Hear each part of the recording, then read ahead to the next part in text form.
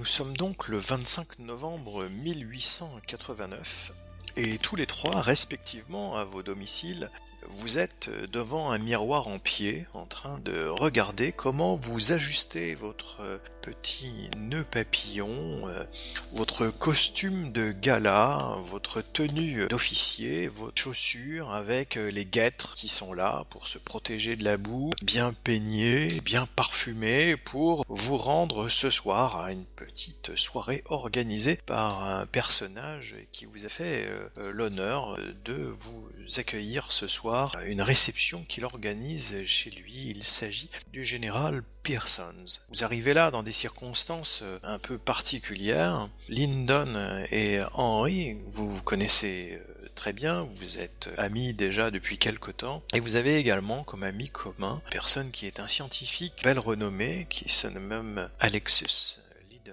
est un naturaliste et un géologue. L'actualité ces derniers mois notamment mentionné son nom avec quelques petites aventures qui se seraient passées dans la campagne anglaise des Midlands. Il aurait fait la découverte d'une pierre mystérieuse sur laquelle il effectue actuellement des recherches.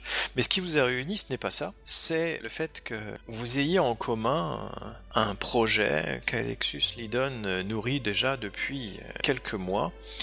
Il souhaite aller explorer un désert se situant non loin de l'Afrique du Sud, près d'une colonie actuellement occupée par les forces allemandes, le désert du Namib, et pour cela il s'est rapproché d'Henry Archer, son ami explorateur connaissant bien l'Afrique et en particulier la partie la plus au sud, compte sur ses talents d'explorateur et ayant fréquenté également Lyndon ces derniers temps dans le club Athéna, il souhaite aussi adjoindre la compagnie d'un médecin expérimenté pour assurer justement le suivi de sa compagnie et de son équipage. Son idée des plus originales consiste à vouloir explorer le désert en utilisant un ballon dirigeable pour pouvoir aller d'endroit en endroit à l'intérieur de ce désert sans se déplacer au pied au risque de connaître la faim et la soif et toutes sortes de désagréments et sans arriver par la côte qui est au large du sud-ouest africain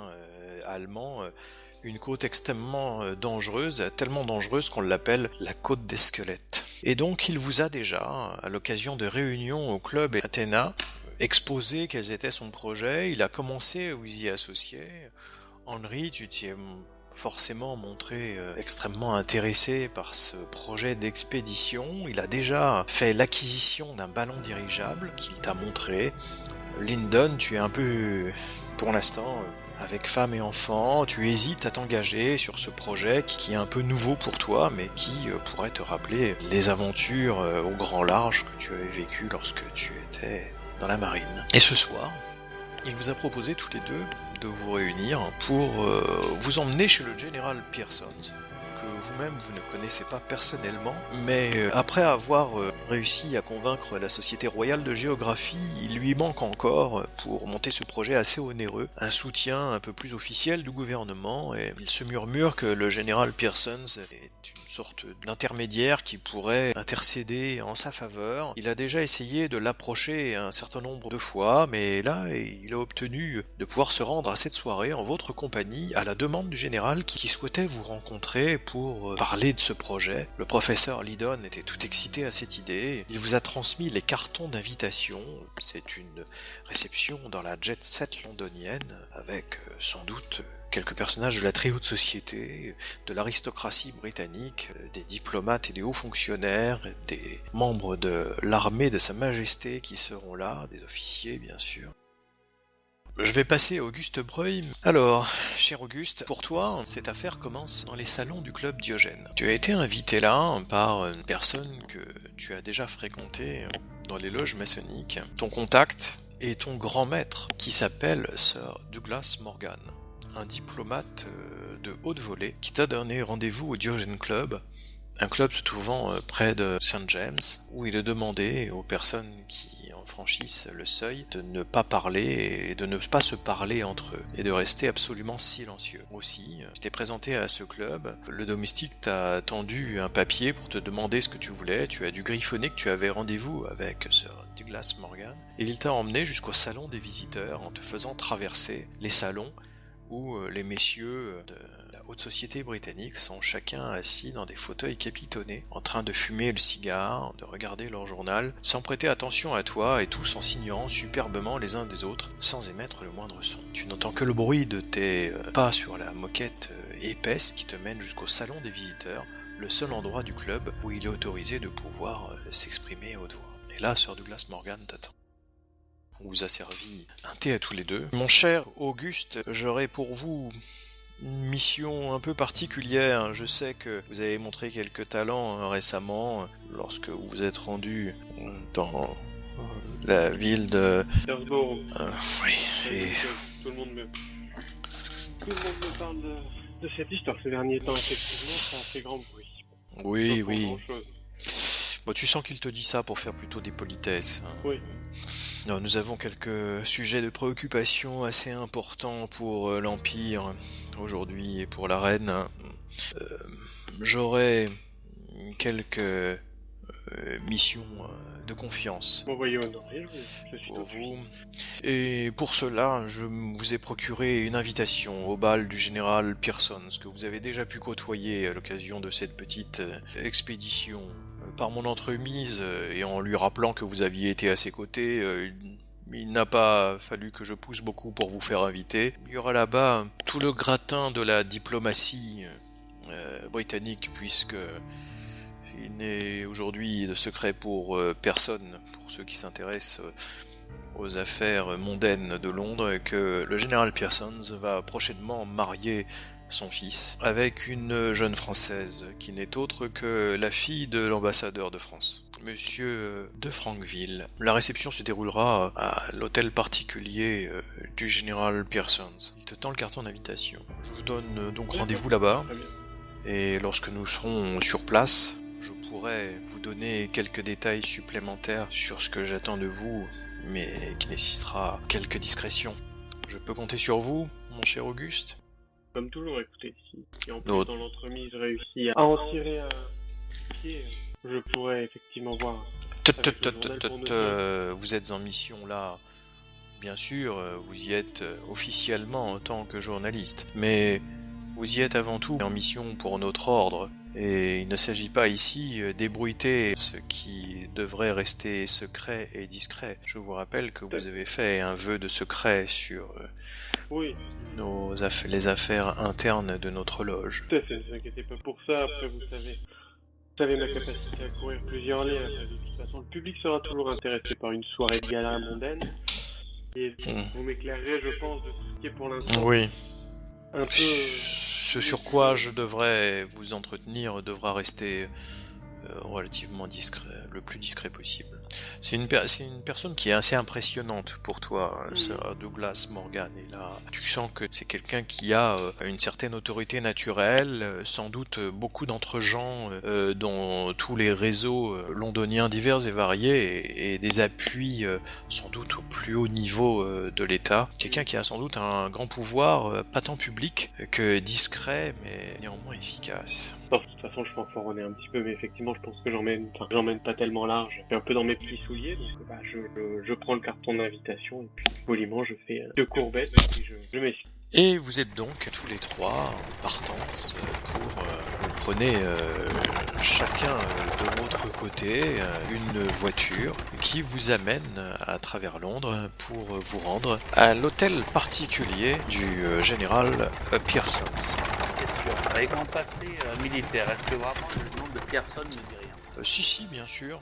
Tu sais que c'est un général de l'infanterie britannique qui est aujourd'hui en retraite et qui donc n'est plus du tout affecté à un régiment, mais qui effectue régulièrement des missions particulières à la demande du gouvernement britannique pour, dès qu'il y a besoin, d'agir avec efficacité. C'est une sorte de couteau suisse que les autorités vont pouvoir utiliser sur des missions un petit peu délicates. Il reste toujours un peu en réserve pour accomplir des missions.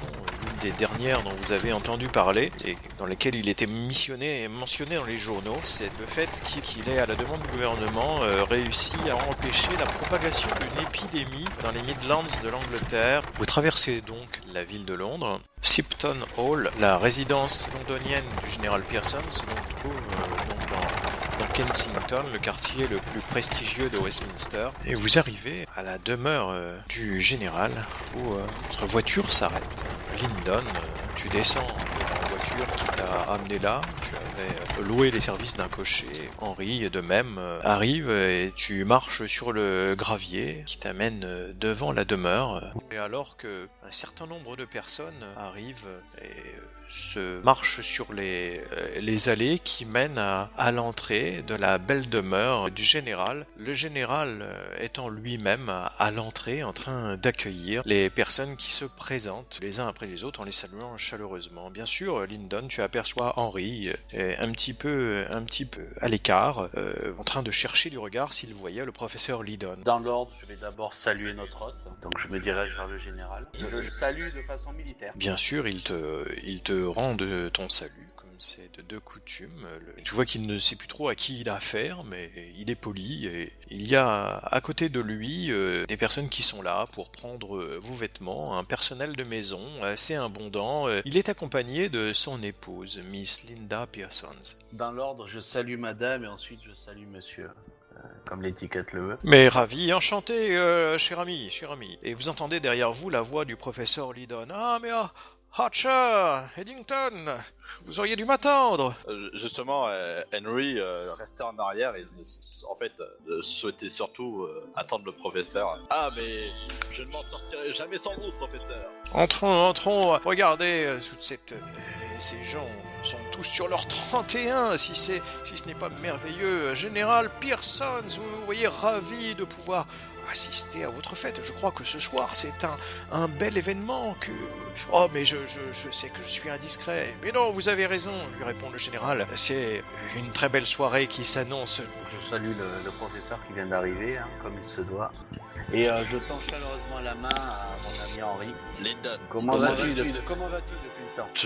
Toujours ces bleus d'ail au stand de tir, mais je me porte bien. Je suis simplement excité à mon prochain voyage. Eh bien, entrez dans la salle de réception. Mon majordome va s'occuper de vous.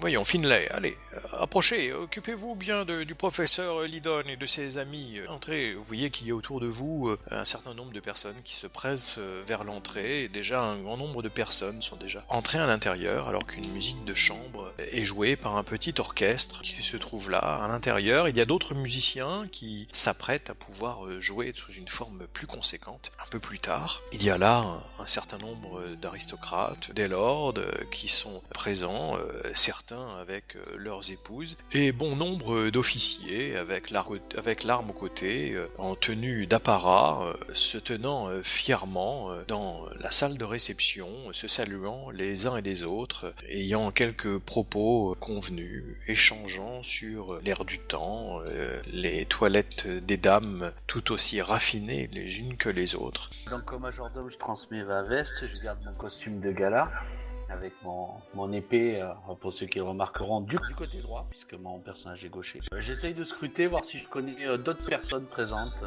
Eh bien non. Henry va rester près du professeur. Il se sent pas vraiment dans son milieu. Je vois personne. Non, pas du tout. Bon, je rejoins mes deux compères pour discuter tout simplement.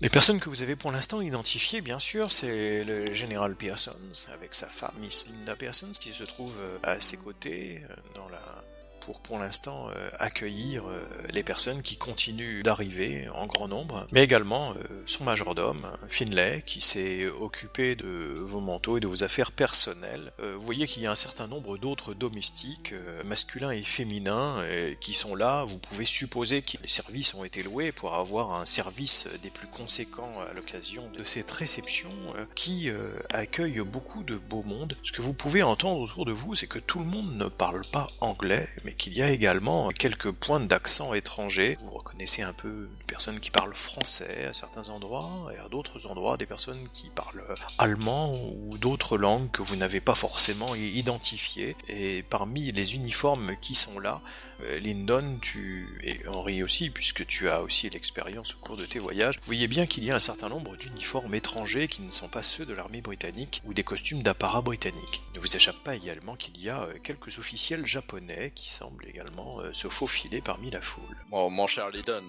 vous savez bien que je vous suivrai dans votre prochaine expédition, mais j'avoue que je ne m'attendais pas à une telle première étape. Eh bien, il faut savoir des fois donner un peu de sa personne pour pouvoir obtenir ce que l'on veut. Savez-vous que aujourd'hui, notre expédition dans le désert du Namib n'est toujours pas financée. C'est la raison pour laquelle j'ai essayé d'entreprendre le gouvernement pour apporter également une part de financement. La Société royale de géographie s'est montrée très intéressée par ce projet, mais ces projets sont nombreux et ces fonds ne sont pas illimités. J'ai d'ailleurs pu déjà financer en partie l'achat de mon ballon dirigeable grâce à leur apport. C'est ce qui me permet d'être des plus optimistes, mais pour pouvoir disposer d'un équipage convenable et du matériel scientifique adapté, il nous faut encore récolter quelques subsides. Le général Pearson m'a fait savoir qu'il pourrait être intéressé pour nous apporter une petite contribution, et j'espère pouvoir le prendre en aparté tout à l'heure pour pouvoir lui parler de ceci. Mais qui vois-je là ? Mais qui vois-je là ? Regardez, ce jeune homme là-bas. Monsieur Breuil, approchez. Bonjour. Ah, Bonjour, mais professeur. quel Comment plaisir de vous voir ici parmi cette assemblée. Je ne m'attendais pas à vous trouver ici dans la haute société londonienne, mon cher ami. Et écoutez, le public est toujours friand des articles sur ces soirées mondaines. Je n'aurais pas pu, sous aucun prétexte, et d'autant plus que après les aventures que nous avions vécues et les articles que j'en ai faits, le professeur Pearson me devait bien une invitation. Excusez-moi, j'ai déjà pris une ou deux coupettes. Le général Pearson. Eh bien, figurez-vous, Lyndon et Henry, que Monsieur Breuil, ici présent, est journaliste de profession et se trouvait avec moi ces dernières semaines lors de cette étrange affaire qui m'a permis de découvrir cette pierre si mystérieuse. Celle dans les Midlands ? Oui, bien sûr. Nous étions là-bas, à la recherche des causes d'une mystérieuse maladie, à l'invitation du général Pearson, précisément, pour pouvoir trouver les causes d'une maladie qui se répandait dans une vallée et qui provoquait de nombreuses pustules sur la face des animaux et même des êtres humains. Et nous avons trouvé là-bas des personnes qui étaient... comment pourrions-nous dire, sans trop effrayer nos amis, Monsieur Breuil, nous pourrions dire qu'ils étaient absolument détruits par cette maladie, et certains étaient totalement morts, d'autres au bord de la mort, et nous avons trouvé la cause, un étrange objet que nous avons trouvé au fond d'une caverne. Peut-être des archéologues pourraient-ils nous renseigner sur l'origine de cet objet, et c'est là que nous avons trouvé la pierre, que j'ai eu le plaisir de pouvoir appeler ensuite la pierre de Lydon, un objet des plus étranges qui pour l'instant a résisté à toutes mes analyses, mais qui semble être une puissante source d'énergie. Fascinant. Donc je tends la main au journaliste, je me présente, Lyndon Eddington, médecin dans Londres. Donc tu reconnais, si t'as l'œil, il est habillé d'un costume d'apparat de la marine royale complet, avec son épée sur le côté droit. Et il te tend la main en souriant. Je lui serre la main en souriant également. Henry Archer. Henry, justement, ce seigneur habillé de manière très sobre par rapport... Enfin, je veux dire, il est sur 131, mais c'est un vêtement beaucoup plus modeste que son entourage. Et lorsqu'il te serre la main, il te le serre avec vigueur. Je lui rends le serrage de main avec vigueur également, d'autant plus que moi aussi je pense que mon 31 est un 28, donc je suis pas non plus... même si j'ai fait tous les efforts possibles, je dépareille quand même un petit peu, ça se voit tout de suite. Parlez-moi un peu plus de cette maladie. Ah, vous auriez été tout à votre aise pour nous aider, mais il y avait déjà un certain nombre d'experts de haut niveau qui avaient été requis par les autorités, et nous étions déjà fort nombreux. Eh bien, elle se caractérisait par des formes de pustules ou de nodules qui apparaissaient à la surface de la peau, mais comme qui... la peste noire.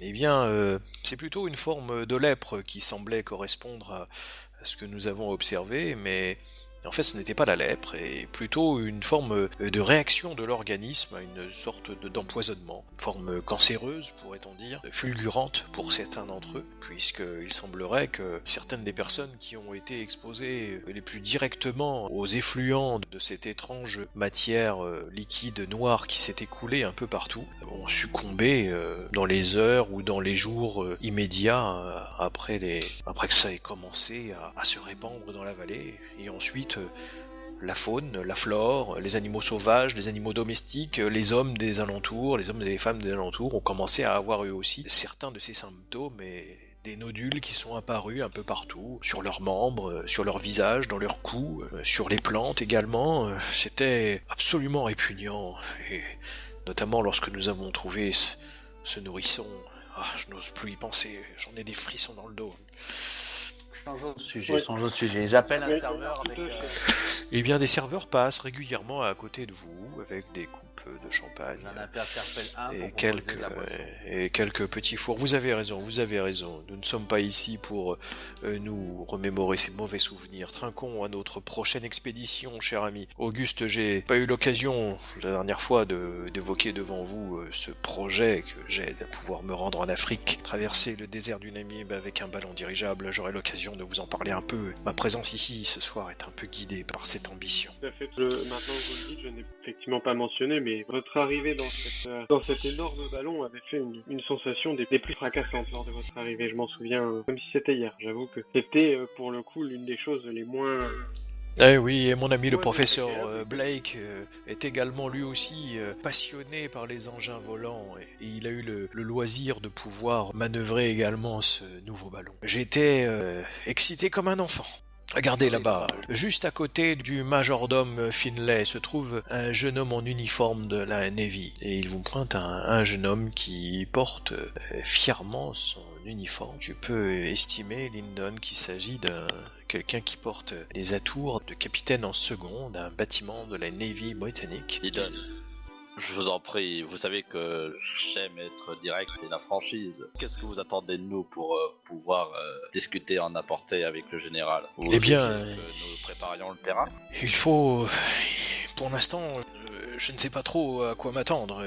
À vrai dire, j'étais un peu surpris moi-même de savoir que le général Pearsons souhaitait nous rencontrer pour nous inviter à l'occasion de cette réception, mais visiblement il a des choses à nous dire. Et la personne que je vous indiquais n'est autre que son fils, Philip Pearsons, capitaine en second à bord du HMAS Neptune, un des fleurons de la marine britannique. À quoi ressemble-t-il? Il vous le désigne, un jeune homme qui a un peu moins de 30 ans et qui se trouve en train de discuter avec une charmante jeune fille un peu plus loin. À côté de lui se trouve un vieil homme. Je crois que ce soir nous allons avoir une petite annonce dont j'ai eu l'indiscrétion par quelques amis qui fréquentent le beau monde. Il semblerait que le jeune Philip Pearsons, qui est le fils du général, le général devrait nous annoncer ce soir les fiançailles avec une jeune personne, apparemment très en vue dans la société britannique, mais je n'en sais pas tellement davantage, je ne suis pas assez introduit dans ces milieux moi-même. Ah.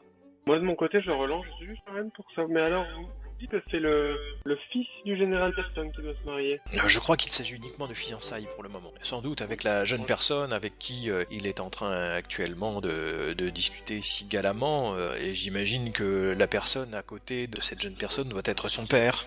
Le futur beau-père. J'imagine que nous allons pouvoir... Ah mais regardez, ils sont en train de discuter avec cet homme à la grande barbe. Mais n'est-ce pas le célèbre Richard Burton. Effectivement, Henry, tu reconnais une figure célèbre des explorateurs anglais, Richard Francis J'ai eu Burton. l'occasion de le rencontrer à une occasion plus privée. Sans doute pas, vu que tu étais en Afrique et qu'il a depuis longtemps, il s'est éloigné du continent africain, mais vous ne pouvez pas ignorer, bien sûr, les uns et les autres, que Richard Burton a été, pendant des décennies, un explorateur et un découvreur sans relâche de l'Afrique et de l'Orient. Il a notamment été aux confins de l'Afrique pour découvrir les sources du Nil, avec l'explorateur John Speke, décédé depuis bien longtemps maintenant. Maintenant, il est très âgé et il a obtenu des postes diplomatiques. Actuellement, il est en poste à Trieste, en Autriche, dans l'Empire d'Autriche-Hongrie, en tant que consul. Henri, justement, vous sentez qu'il a l'air particulièrement... Son regard, là, est fixé justement sur Richard. Peut-être maintenant, faites-vous un parallèle entre justement les conseils qu'on lui a donnés à son retour d'Afrique et justement la personnalité de Richard Burton. Je crois que j'ai lu de lui sa traduction des Mille et une Nuits et d'autres ouvrages, disons, plus osés. Et effectivement, c'est aussi ce qu'on lui prête. D'un homme qui a su s'affranchir d'une certaine morale, mais...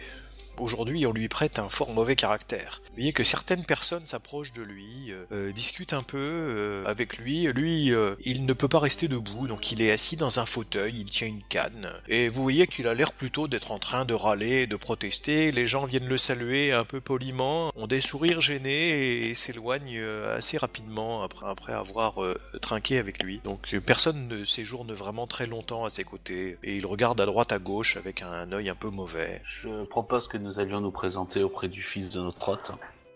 Allons le saluer. Ah, mais voilà une excellente idée. Allons donc voir ce cher Philippe Persons. Henri met un peu de temps parce qu'il reste fixé justement sur Burton, et ensuite quand il se rend compte que ses amis sont en train de se déplacer, il les suit. Allons, venez, cher Henri. Vous aurez tout le temps de danser ensuite.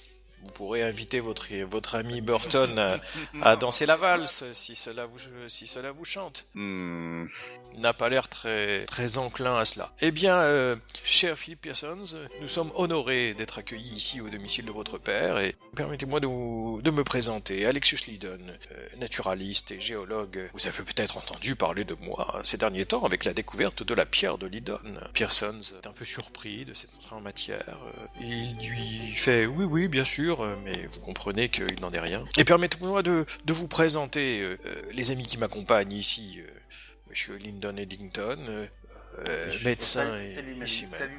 Philippe Pearsons te salue également. Et Monsieur Henry Archer, qui ambitionne avec moi de parcourir les déserts sud-africains à bord d'un ballon dirigeable.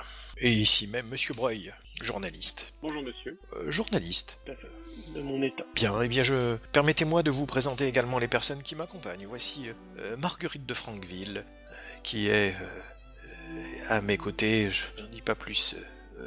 Pour le moment, mon père devrait parler en notre nom et nous faire cet honneur. Et son père, Auguste de Frankville, ambassadeur de France à Londres. Et le vieil homme qui se trouve à côté de Marguerite vous adresse un magnifique enchanté en français dans le texte. J'essaie également de lui répondre moi de même. Ah, fameux, je vois que vous parlez français. Heureux de vous rencontrer. Marguerite, qui est une fort jolie personne, très bien habillée, avec une robe absolument éblouissante, vous fait son plus beau sourire, mais elle passe déjà à d'autres invités qui sont venus la saluer, ainsi que son père. Philippe Persson s'excuse et vous propose de vous retrouver un peu plus tard dans la soirée, se déclarant très honoré de votre présence ici ce soir, même s'il ne semble pas vraiment vous reconnaître. Quelqu'un te tape sur l'épaule, Lyndon. Je me retourne, bien évidemment. Alors, Monsieur Eglinton, on me fait des cachotteries. Tu reconnais Arthur Conan Doyle, ton ami médecin. Je le salue joyeusement en lui tendant la main, en lui tendant une accolade. Ah, eh bien, nous voilà réunis au domicile de ce cher général Pearson. Il semblerait que tout Londres se soit donné rendez-vous ici ce soir. Le gratin de Londres. Et puis je rigole. Oui. Un petit rire. Parce Ah, que je c'est pas suis- ce que je pense. Je ne suis pas fâché de sortir un peu de l'ennui de mon cabinet.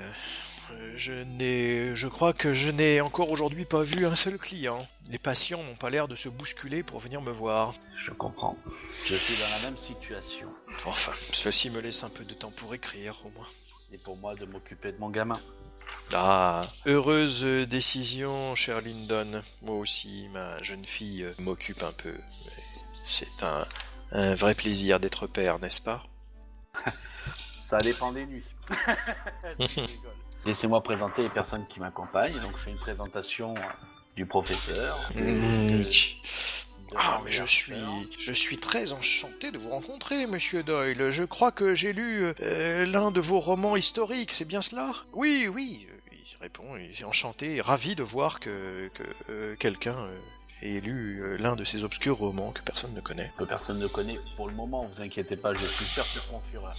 Oh, si seulement je pouvais avoir la chance de mon ami, le docteur Watson. Lui, il a seulement publié quelques récits de son colocataire détective, et le voilà propulsé sur le devant de la scène. Ah, et c'est grâce à moi, figurez-vous que c'est moi qui suis intervenu auprès du Strand pour qu'il publie ses nouvelles. Mais bon... Voilà, des fois, les goûts du public préfèrent se tourner vers quelques enquêtes policières plutôt que vers des romans qui ont un peu de consistance. Voilà. Je souris à sa remarque et je passe à la personne suivante, donc Henry Archer. Enchanté, enchanté. Enchanté également. Je connais moi aussi les affres d'être un écrivain très peu connu, mais ce n'est pas ma vocation première. Je m'entretiendrai volontiers avec vous, monsieur Archer. Je projette d'écrire un roman qui aurait justement pour personnage central un explorateur. Je vous en dirai plus long tout à l'heure. Il faudra vous dépêcher avant que je ne reparte alors. Oh, mais vous savez... Après quelques coupes de champagne, ces soirées mondaines, finalement, ne sont pas aussi ennuyeuses qu'elles en ont l'air. Je vous ferai confiance sur ce point-là. Et enfin, Auguste Breuil, journaliste. Ah, enchanté, journaliste. Et dans quel journal, précisément? Ouf, vous savez, de nos jours, malheureusement, si on est dans un seul journal, à moins d'être une plume connue et reconnue, ce qui n'est pas encore mon cas, mais majoritairement au Daily Telegraph. Ah, au Daily Telegraph, mais c'est déjà une institution. Bien évidemment, ayant un patronyme d'origine non britannique, je signe sous pseudonyme. Mais j'ai moi-même quelques origines françaises, voyez-vous. Ce n'est pas une tare, d'autant plus que si j'ai bien compris, ici ce soir, il y a bon nombre de personnalités françaises de haut rang. Tout à fait. Et tu sens justement qu'on te pousse du coude, Auguste, au moment où tu réponds à Arthur Conan Doyle. Bah, il fait un grand sourire, et puis du coup, je me détourne pour essayer de voir qui... Tu vois un visage qui t'est familier. Il s'agit de Sir Douglas Morgan. Eh bien, cher Auguste, peut-être pouvez-vous me présenter les personnes qui sont ici avec vous. J'ai déjà eu l'occasion de croiser le professeur Lydon en d'autres occasions, n'est-ce pas? Tout à fait, mais écoutez, messieurs, je présente le Sir Douglas Morgan, des diplomates et avec qui j'ai déjà m'entretenir sur des questions de géopolitique et de choses comme ça pour des articles, en tout cas. Bonne connaissance de ma part, donc je vous présente Monsieur Doyle, je crois, écrivain, Conan Doyle. Ensuite, du coup, Monsieur Archer et Monsieur Lyndon Eddington, médecin et explorateur. Ils étaient en train de nous entretenir d'une expédition qu'ils étaient en train de préparer vers l'Afrique, si j'ai bien compris. Ah oui, il vous jette à tous les trois avec Eddington, Archer et au professeur Lydon un regard pénétrant à tour de rôle. J'en ai parfaitement entendu parler de ce projet d'expédition. Je crois que tout à l'heure le général Pearsons va nous rejoindre pour que nous puissions échanger à ce sujet.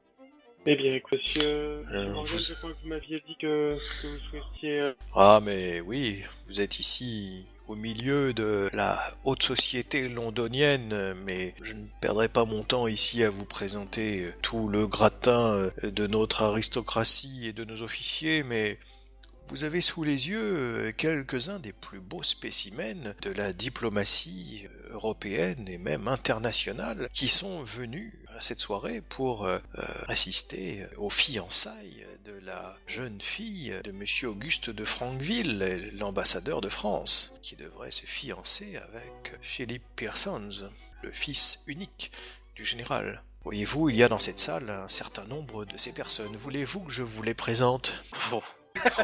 Il y en aurait peut-être eu. Bon, je ne veux pas vous les présenter un par un, mais regardez la foule, c'est toujours assez amusant de pouvoir être en position d'observateur sans avoir besoin de se mêler soi-même à l'entre-gens et aux jeux qui sont en train de se faire jour. Tenez, regardez cette personne qui est assise en train de parler à côté d'autres personnes. Il discute apparemment avec un officiel japonais à côté de lui.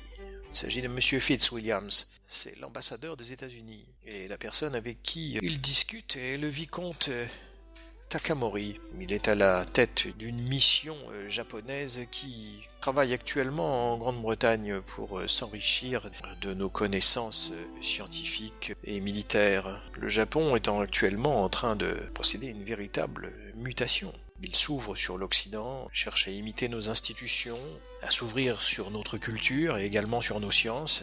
Et nous procédons avec eux à différents échanges. Nous avons un certain nombre de préoccupations assez fortes sur le continent asiatique. Et le fait de pouvoir renforcer nos liens avec l'archipel japonais n'est pas sans intérêt pour la couronne britannique. J'ai toujours approuvé les échanges culturels. J'ai parfois regretté que les personnes qui en sont les investigatrices, c'est des arrière-pensées. Si vous regardez un peu plus loin, vous verrez qu'il y a cette personne à la moustache qui remonte fièrement vers le haut. Il s'agit du comte von Schulenberg. Et le comte von Schulenberg est l'attaché militaire de l'ambassade d'Allemagne à Londres. Il est en train de discuter avec deux personnes qui sont également en tenue d'apparat. À côté de lui se trouve Hector del Guerra, qui est l'attaché militaire de l'ambassade d'Espagne. À côté de lui, l'archiduc von Doretsky. Il s'agit du représentant spécial de son Excellence François-Joseph, l'empereur d'Autriche-Hongrie. Je me suis rendu en Autriche, c'est à Vienne, il n'y a pas si longtemps. Eh bien, vous savez qu'il n'y a personne là-bas qui se dit austro-hongrois à part l'empereur. J'ai rencontré, certes, des Autrichiens, des Hongrois, des Slovènes, des Ruthènes, des Polonais, des Russes, des Allemands, des Italiens, des Suisses, des Serbes, des Croates, mais Pas un seul austro-hongrois. pas un seul austro-hongrois. Tous se regardent là-bas en chien de faïence en attendant le moment où ils vont tous s'égorger. Eh bien, c'est une sacrée poudrière. Mais ils sont tenus à bout de bras par l'Empire allemand qui a fait d'eux une sorte d'allié contre nature. Quand on pense qu'il y a seulement même pas 20 ans, ils étaient encore en train de se faire la guerre pour savoir qui serait le champion du monde germanique. Il semble que Bismarck ait réussi à son tour de force et réussi à mettre à ses pieds la dynastie des Habsbourg. Aujourd'hui, les Allemands règnent sur l'Europe et ils cherchent à nous isoler avec des accords commerciaux qu'ils font ici et là. Ces alliances se font contre la couronne britannique. Et contre la France, qu'ils essayent également de mettre un peu de côté. C'est pourquoi, ici, derrière ces mondanités policées, tout le monde se retrouve dans le même salon, mais croyez bien que tout le monde se déteste. Vous voyez que l'attaché militaire d'Espagne se tient à bonne distance de l'ambassadeur des États-Unis, M. Fitzwilliams. Ce n'est pas sans raison, il se murmure qu'une guerre se prépare entre ces deux pays. Les États-Unis et l'Espagne ont de forts conflits frontaliers, aux Philippines et également dans les Caraïbes et à Cuba. D'autant plus avec la victoire allemande sur les Français, la position allemande a augmenté. Elle s'est considérablement renforcée, vous avez raison. Mais aujourd'hui, ils ont un point de faiblesse, c'est leur empire colonial. Bien maigre par rapport aux Français.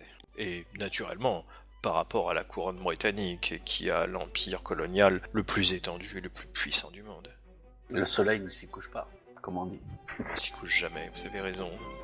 Non messieurs, excusez-moi, mais ma dépendance m'appelle. Je vais aller me fumer une petite cigarette. A tout de suite. Donc il s'absente 5 minutes pour aller griller une cigarette. Il te laisse t'éloigner. Il parle toujours à Auguste Breuil en lui faisant profiter de ses lumières tout en vous laissant écouter son propos. Bon, après moi, comme à l'accoutumée, je l'écoute religieusement en gardant ce qui m'intéresse, puis en ne l'interrompant pas, comme j'ai l'habitude de le faire. Vous avez ici Alexis Meshkov, qui représente ici l'ambassade de Russie, dont il est également l'attaché militaire. Nous avons quelques petits sujets de tiraillement avec nos amis russes qui cherchent à se déployer au-delà de la mer Noire, ce qui amène quelques conflits avec les Turcs dont l'un des représentants ici même, le général Rizard, un peu plus loin dans cette pièce, ne manquerait pas de vous parler si vous veniez à lui en parler directement. Mais également avec nous-mêmes, tous ceux qui se rapprochent un peu trop du canal de Suez, que ce soit les Turcs ou les Russes, nous inquiètent un peu. C'est aujourd'hui un bien que nous avons acquis de haute lutte en chassant les Français. Ce n'est pas pour le laisser tomber en d'autres mains. C'est absolument vital pour nous. Savez-vous que les Français nourrissent l'espoir de revenir en Égypte, de reconquérir le canal de Suez? J'ai entendu ces rumeurs il y a quelques années. Ils n'ont pas compris que le monde avait changé et que la France avait plié le genou devant la majesté de l'Empire britannique dans cette région du monde. Ils ont certes encore quelques atouts, mais maintenant nous avons pris pied sur le canal de Suez et c'est un lien vital avec l'Empire des Indes.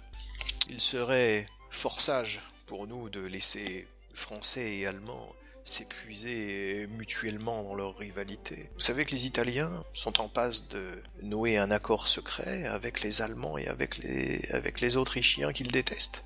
Vous savez, moi, les relations diplomatiques et les conflits de guerre ne m'ont jamais intéressé.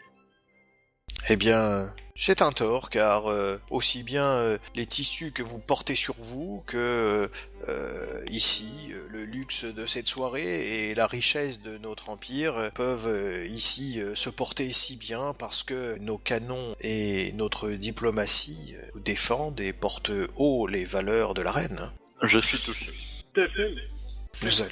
quand on n'est pas dans les arcanes comme vous, on peut voir à tout ça, c'est un sacré panier de crabes si on vous écoute. Ah, mais ce panier de grappes, comme vous dites, ne fait que refléter toutes les tensions qui sont en cours actuellement dans la société européenne. Il y en a qui, du reste, appartiennent à ce monde et ne se font pas tant de soucis. Regardez, Geraldo Lucas, qui est juste ici, ce jeune homme un peu tout seul, qui semble déjà complètement ivre et qui titube à droite et à gauche en regardant un peu de travers. Il ne doit pas en être à son premier verre. Et il vous montre effectivement un individu plutôt jeune et bien habillé, mais dont le nœud papillon est déjà un peu décalé sur le côté. Le vice-consul du Portugal, je crois qu'il passe plus de temps dans les cercles de jeu que dans les cercles diplomatiques. Il n'a pas très bonne presse. Je suis assez surpris d'ailleurs de le voir ici ce soir.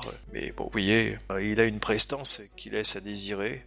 Et il a du mal à se faire des relations dans ce beau monde. Vous apercevez d'ailleurs un peu derrière lui, deux autres personnes qui détonnent un peu par rapport à l'ensemble de la société que vous avez devant vous. Dites-nous, Quel faites-nous langage. profiter de votre grand savoir. Ces deux personnes-là, qui sont-elles? Je ne les connais pas précisément tous les deux, mais il me semble que la personne avec la barbe se nomme Robert Lees. C'est le voyant personnel de la reine Victoria. On dit de lui qu'il a eu des visions au moment où l'horrible Jack l'Éventreur faisait régner la terreur sur notre ville et qu'il a anticipé plusieurs des meurtres en prévenant la police. Et si vous voulez mon avis, la présence de cet individu et de la personne qui porte un grand manteau de fourrure avec le crâne lisse derrière lui doivent être de ces personnes dont Miss Pearson s'apprécie la compagnie. Elle est volontiers friande de sciences paranormales et de contact avec les esprits et de toutes ces choses un peu bizarres et étranges. Vous voyez qu'il en parle avec un certain dédain. Eh bien, reprenons une coupe, puisque nous avons encore, je crois, un peu de temps pour profiter de la soirée. À votre santé. Dites-moi, professeur, vous voulez monter cette exploration, soit, mais quel est le but exact de cette exploration? Uniquement cartographier de nouvelles espèces, découvrir des nouveaux lieux?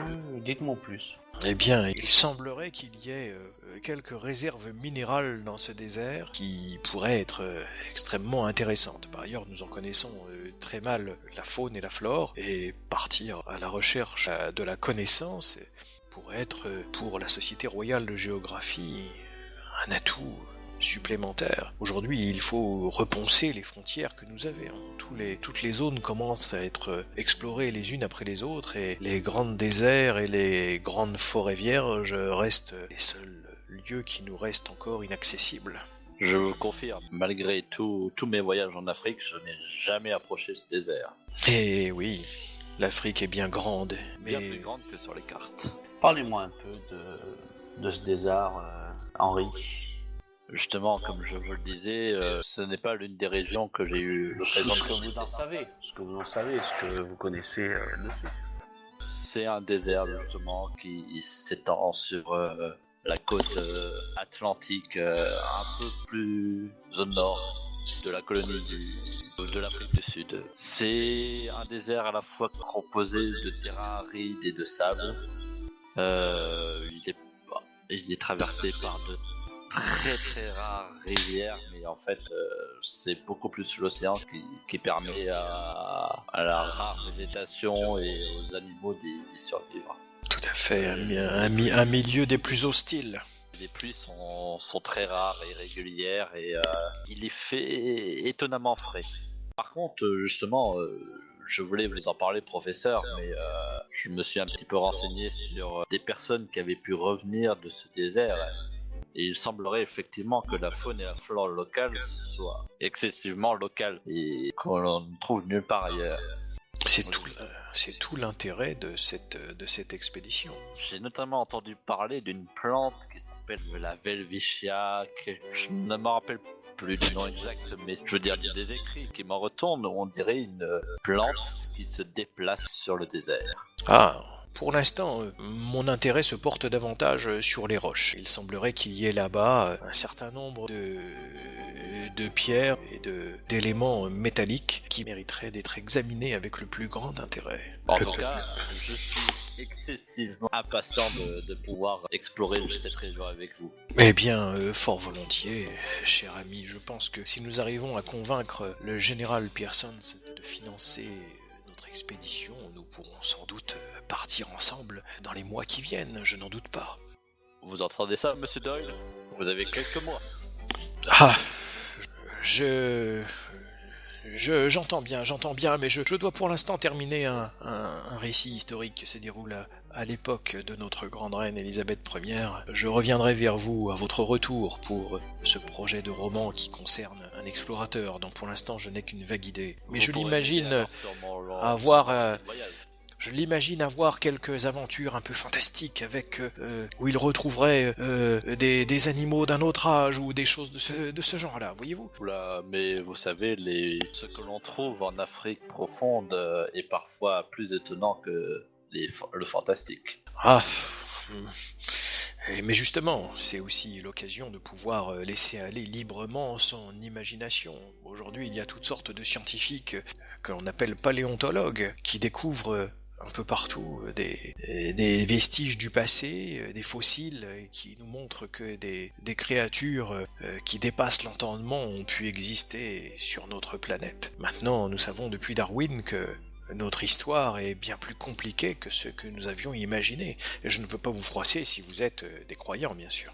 Non, croyant, mais très ouvert. J'ai vécu au milieu de tribus qui avaient des cultes bien plus variés que le monothéisme. Mais vous dites des Des paléontologues, des gens qui s'intéressent aux fossiles et aux créatures, sortes de lézards géants qui ont existé sur le sol de la Terre il y a de cela des millions d'années. Mais la musique s'arrête, et sur une petite estrade se trouvant au milieu de la pièce, la salle entière commence à applaudir votre hôte de ce soir, Général Pearson, qui monte sur scène, accompagné de son épouse. À côté de lui, vous voyez que la servante qui se nomme Lucie, la domestique personnelle de Miss Pearson, l'a aidé à monter les marches pour qu'elle puisse rejoindre le général Pearson sur la scène. L'orchestre s'est arrêté de jouer. Pearson commence à entamer un discours où bien sûr il remercie très longuement, en les citant par leur titre, les nombreuses personnes qui sont là. Vous avez déjà entendu parler de suffisamment de personnes ce soir pour être déjà complètement noyés sous les noms et les titres. Et il en cite encore quelques dizaines dont vous ne retenez pas un dixième. Je suppose qu'il ne cite pas le professeur. Non.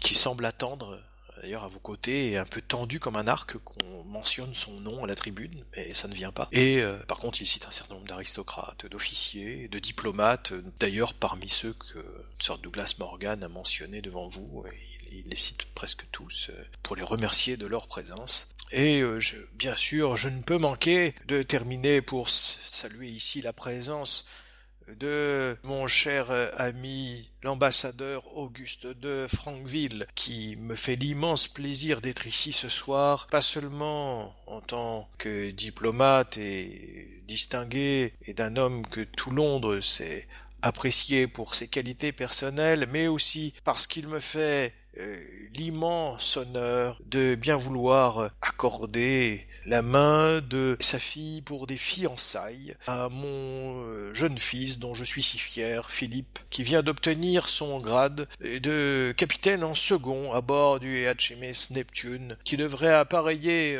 prochainement. Et c'est pour moi-même et pour sa mère ce soir un immense honneur de vous dire que les fiançailles ont eu lieu il y a de cela 2 jours et qu'elles sont désormais officielles.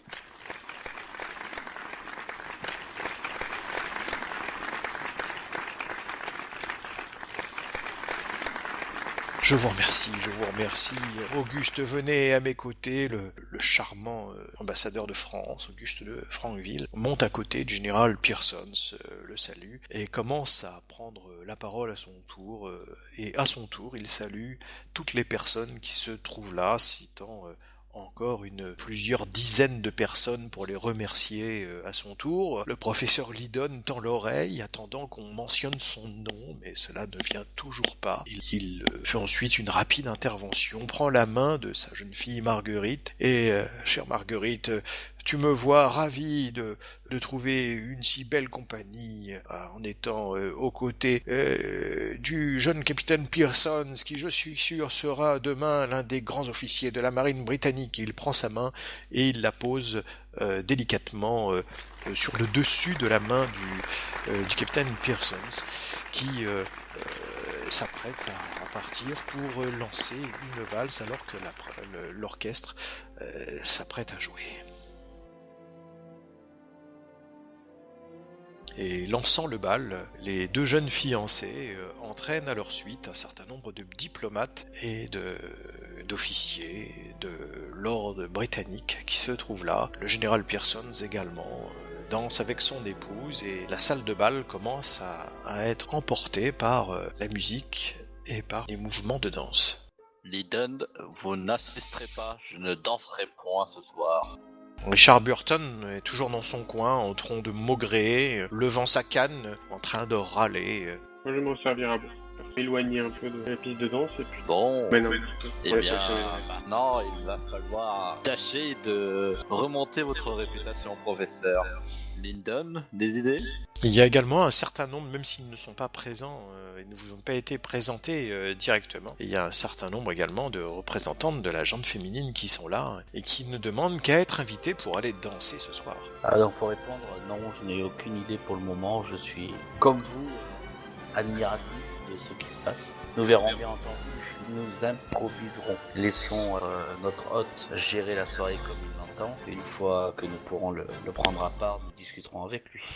Quant à Sir Douglas Morgan, il fait un petit signe à Auguste Breuil pour lui faire comprendre qu'il souhaiterait lui parler rapidement en aparté. Et je lui rends son signe et je lui emboîte le pas dans une alcôve un peu plus feutrée. En vous mettant un petit peu à l'écart, près d'une porte-fenêtre, derrière des tentures, vous arrivez à trouver un petit espace de liberté pour pouvoir échanger l'un avec l'autre. Auguste de Francville, il est toujours en train de danser ? Auguste de Francville, il a dansé très rapidement au début et il s'est mis après sur le côté. Il n'a visiblement plus trop l'âge de pouvoir danser tout ça. Justement, ça va être ma première cible. Arthur Conan Doyle s'est éloigné de votre groupe et il a commencé à danser avec une charmante jeune femme en lui faisant ses plus beaux sourires derrière sa moustache. C'est également le cas de tous les diplomates qui sont là, qui oublient le temps d'un soir que leurs pays respectifs sont prêts à s'entre-déchirer et à se faire les pires coups bas et les pires conflits entre eux, que chaque frontière, chaque peuple qui réside dans une montagne peut se transformer du jour au lendemain en guérilla entre les Irlandais en Grande-Bretagne, les Serbes qui minent le royaume monstre-hongrois, les minorités différentes contrées allemandes, les guerres à tous les conflits de l'Empire français, les raisons d'être sur les dents et sur le qui-vive un peu partout en Europe et dans le monde ne manquent pas, mais ce soir, tout ceci est oublié. À travers de cette soirée de gala dans laquelle vos invités semblent communier dans l'union de deux personnalités françaises et britanniques. Tout cela est oublié l'espace d'une soirée. Vous dansez sur la poudrière, mais pour l'instant elle n'explose pas. Sir Douglas Morgan t'a fait un petit geste pour te prendre en aparté et il te demande de venir le rejoindre. Bien, j'espère que vous avez pu profiter de cette charmante soirée. Le plus gros de votre travail commence désormais, mon cher Breuil. Vous êtes ici inconnu, profitez donc de ce statut. J'espère que vous pourrez intervenir à 2 titres. Le premier, voyez-vous, c'est qu'il y a ici un certain nombre de personnes qui sont un peu plus que ce qu'ils prétendent être. Ici, il faut se méfier d'absolument tout le monde, sans exception. Et vous aurez ici quelques personnes qui pourraient être des plus intrigantes dans notre belle ville de Londres. Regardez ce brave comte von Schulenberg qui représente l'ambassade d'Allemagne ce soir. Il semble discuter de façon policée avec ses pairs, mais il est à la tête du plus grand réseau d'espions qui soit actuellement à Londres. Les Allemands ne ménagent pas leur peine. On raconte que Bismarck est sur le déclin et que l'empereur d'Allemagne cherche à passer à une étape beaucoup plus offensive de son règne. Nous avons tout à craindre, il est à la manœuvre. Ce Lucas, que je vous ai montré, ce vice-consul du Portugal, ne m'inspire aucune confiance. On dit qu'il sert à peu près tout le monde, sauf son propre pays. Quant aux autres personnes qui sont là ici ce soir, tous autant qu'ils sont, essayez de faire traîner vos oreilles pour entendre quelques informations auprès d'eux, qui sait. Ouais, je ferai au mieux. J'ai une autre mission. Oui, mais j'espère qu'elle sera un peu moins diaphane que la précédente, dirons-nous. J'ai une autre mission à vous confier. Tout à l'heure, le général Pearsons et moi-même allons entreprendre vos amis pour parler de cette expédition dans le désert du Namib. Nous avons quelques propositions à leur faire et je crains que le professeur Lydon ne soit pas forcément réceptif à ce que nous allons lui proposer. Faites en sorte que ses décisions puissent pencher dans notre sens et dans ce que nous allons lui proposer. Écoutez, je ferai au mieux. J'essaierai de... Si vous pouviez dès à présent me donner quelques éléments par rapport que je ne sois pas... Il se pourrait que son expédition rejoigne... sans qu'il en ait conscience quelques intérêts de la couronne britannique, et il faudrait que son expédition ne soit pas seulement scientifique, mais puisse avoir également, sans dévoyer son intérêt scientifique tout à fait respectable, qui puisse également nous fournir un certain nombre d'informations.